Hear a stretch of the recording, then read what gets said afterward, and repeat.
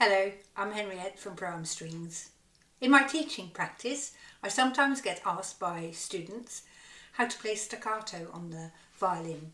Staccato, in Italian, it means short or detached, means that you play the notes shorter with silences in between. Now, there is a bit of variation. Some notes are ultra short, and sometimes in the music that's indicated by little wedges above the note. Or they can be a little bit longer, still separated from the notes either side. So with staccato we mean any note that is short of any sort of quality. We have to always remember that the word staccato indicates the value of the sound. And there are different bow strokes with which we can play staccato notes, and I want you to make that distinction between the name of the sound, which is the staccato, and the name of the bow strokes, which can be up bow staccato or down bow staccato or martelé or spiccato. And it's those four bow strokes that I'll show you what the difference between them is in this video. So when we play staccato notes, we are making use of the natural springiness of the bow. The bow, as you may have seen before, is an arch, and it tapers off towards the point, so it gets thinner at this end, and there is a natural springiness in the bow, and you can try that and become more familiar with it by just pushing the bow down into the string and let it spring back. Okay, now if you tighten your bow a little bit more, then you can see that springiness much more clearly. And it's this springiness that we're making use of when we play staccato bowing. Now, when you become familiar with doing that and feel that springiness, really what I'm doing is I pronate my hand a little bit, which means I turn it this way, and I'm pushing a little bit more with my index finger. So I'm pronating the hand and just pushing. I'm lifting it off now so that you can clearly see what I'm doing. And later on we will do a bow stroke where we will use the middle finger and the thumb. So you might want to involve those as well and get familiar with that feeling of bounciness in the bow. Okay, now if we start in the middle of the bow and you are familiar with this springiness like we've just done, then you might push the bow down and bite the string, as it were, so you're not moving but it's firmly fixed, and then let go of that pressure suddenly while you start to play down bow.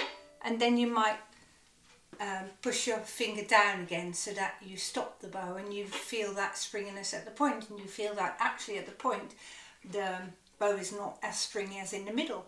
Now I'm going back, and suddenly I put the pressure back on, so I'm squeezing it and releasing.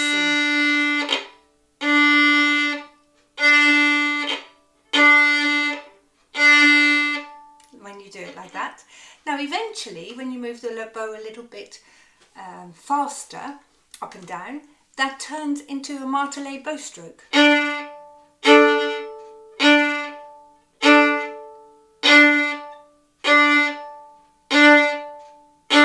So at either end of the bow stroke, I squeeze my fingers on the bow and with the thumb on the other end, and I stop the bow and I get that springiness back again.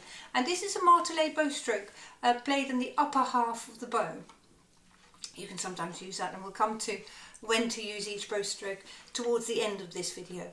Now from here, we can start at the point, do the same thing, and then do shorter bow strokes and keep going up, and you've got an up bow staccato.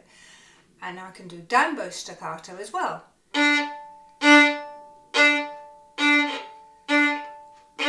Like that. If you go very fast,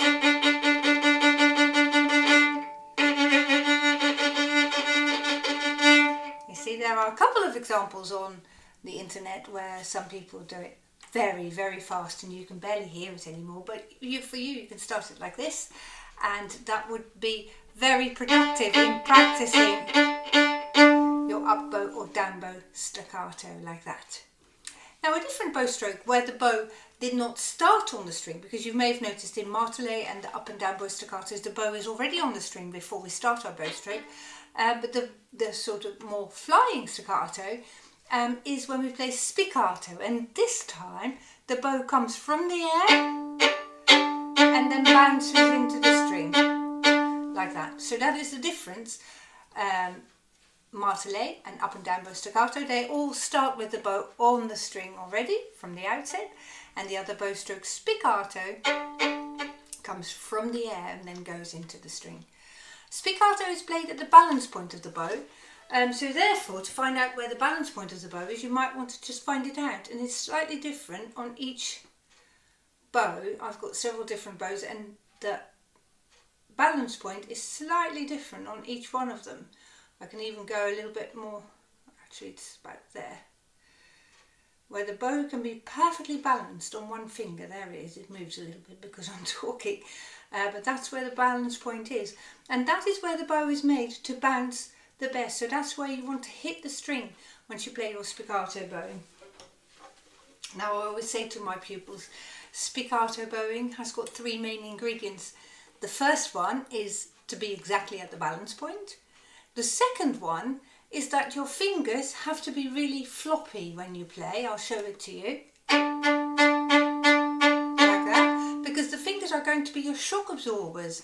When we bash the bow into the violin, we want the springiness of the fingers to take away that crushing sound which you get when your fingers are stiff. I'll show you these different ways in a minute. So that was my second ingredient, balance point of the bow, floppy fingers, and the next, which gives the impulse, is my elbow. And your elbow, if you imagine there being a little chalk on the end of your elbow here, and you draw little smiley faces in the air like that, that gives you a good impulse to the spiccato.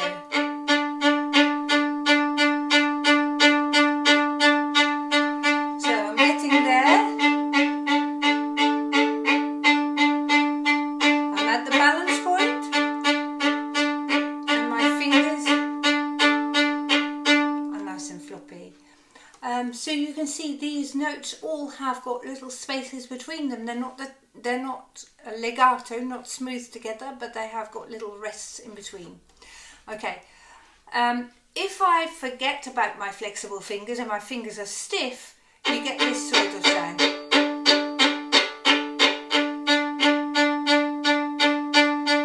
That's smooth again.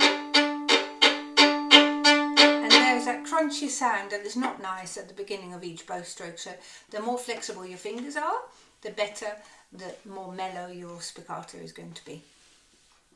Now there are different ways of playing spiccato. Some people like it better, or some repertoire requires a more upright spiccato, like that, or other music might go slower.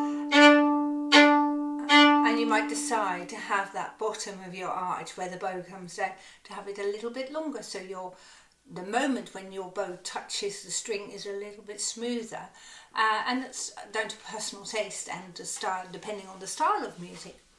Now in the Baroque period, the bows were arched a different way, very different type of bows, and the bow strokes would naturally be more separated already. So we didn't have to play so far off the string. The bows were also not as bouncy.